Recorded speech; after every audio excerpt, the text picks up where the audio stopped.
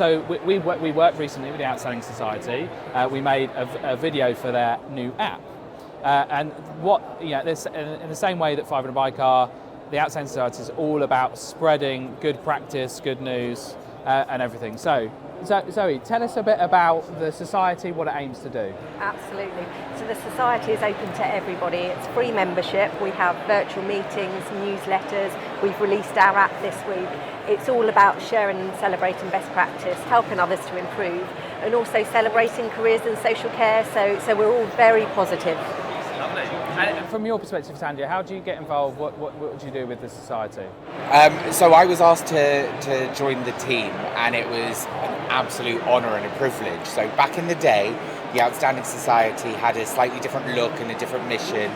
And then the new team have really decided that it's about celebrating and sharing.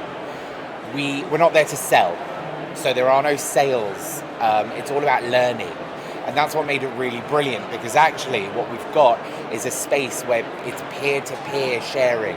And it works really, really well, because I sit there, and even though we've got the full 5 stars outstanding, what happens is I'm getting great ideas from other providers.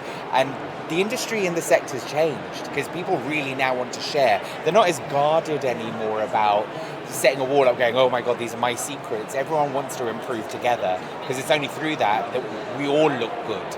So it's a really, really great way to deliver this wonderful mission. And I've seen it. I've worked in the sector for about 7 or 8 years. Yes. And before the pandemic, Yeah. the barrier for competition was high, right? Yeah. People did not want to share. Even, often, even if you've got a care home down the road from you or another home care company, you're actually not really servicing the same people.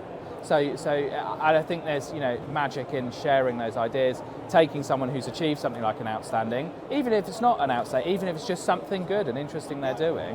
And because I think we can all go and get the bad stories, but there's no function for the good stories. So you guys are the arbitrators of the good news. Hopefully humans will endeavour to prove to you that they do want to hear about good stuff. Yeah. Absolutely. Well, a really great example just recently, York, was that Ruth French, who's one of our other directors, and she runs a company called Stowe Healthcare.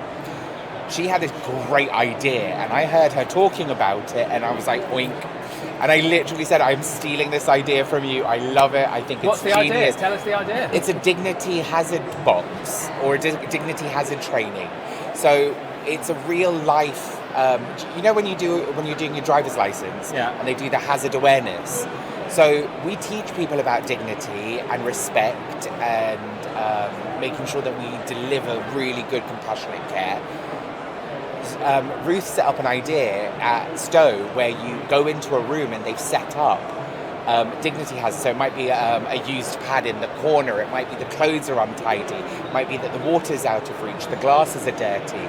They're really small ideas to spot opportunities where you can improve dignity. So that real life training, and it's immersive, it's implementable, and it's really great. So we came up with our way of doing it, having heard her way, and so we've adapted it, made it the close version, and we thank them for the great idea. So that's peer-to-peer sharing. It's free, it's interesting, it was exciting, and actually the training's gone down a real storm with our team. And that came from one of my competitors, as it were. I mean, and that's great, and that's what we're looking to do, share ideas. Ultimately, and I really do believe this. Everybody I meet, nearly everybody, there's some, are motivated by delivering excellent care to people, looking after their teams, so they can have a good life, so they can give the people that they look after a good life. And that does seem to me genuinely what people are motivated by. I'm not saying it's perfect, right? There are some people, but that's fine. Everyone's got their own motivation, but most people are motivated by the sector. Have either of you got a story about why you decided to work in the care sector, or something that's brought you to the sector? So several years ago, I started working in nursing homes at the age of 13. I went on to train to be a nurse, worked in the NHS for a little while, became a manager in the NHS, and my grandparents were in nursing homes, and sadly the care wasn't that good. So my mum and dad said, couldn't you do any better, and invested, and I found a beautiful nursing home, 23 bedded home. I owned it for 13 and a half years.